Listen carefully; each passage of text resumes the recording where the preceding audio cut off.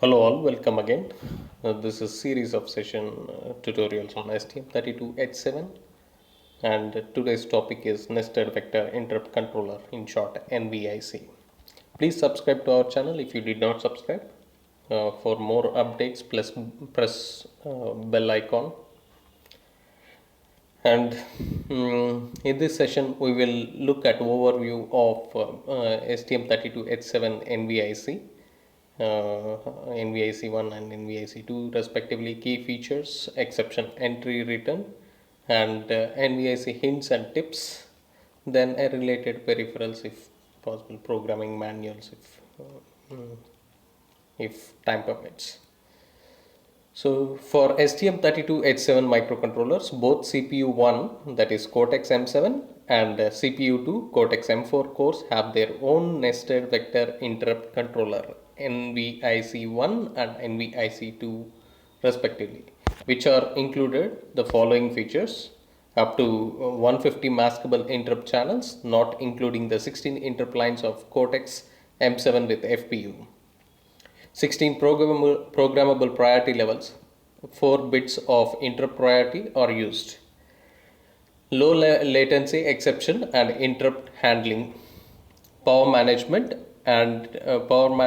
control, implementation of system control registers. Application can benefit from the dynamic prioritization of the interrupt levels, fast response to the request thanks to low latency response, and tail chaining as well as from vector tables.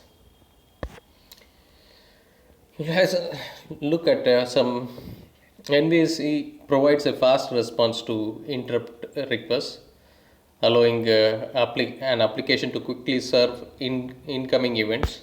Most of the peripherals have a unique interrupt vector, making development of the application easier with less need to programmatically determine the source of an interrupt during processing. The interrupt vector table can be relocated, which allows the system designer to adapt the placement of the interrupt service routines to the application's memory layout. We will see it in exception entry and return. After following this, NVIC provides several features for efficient handling of exceptions. When an interrupt is served, a new request with high priority arrives. The new exception can preempt the current one. This is called nested exception handling. You can see in this figure.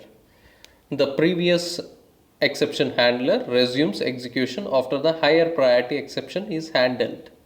You can see here IRQ1 main, IRQ1, IRQ2, IRQ1 main, and then how it is associated.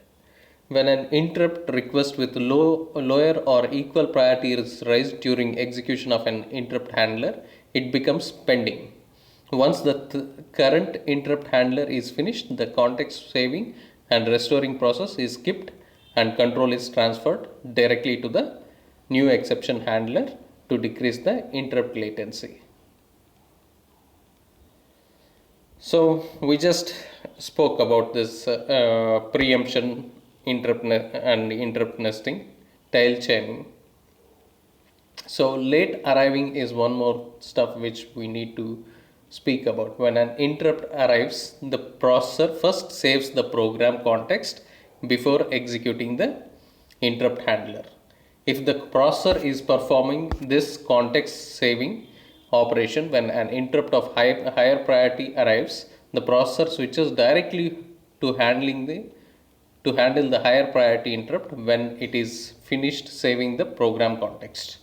When all of exception handlers have been run and no other exception is pending, the processor restores the previous context from the stack and returns to normal application execution.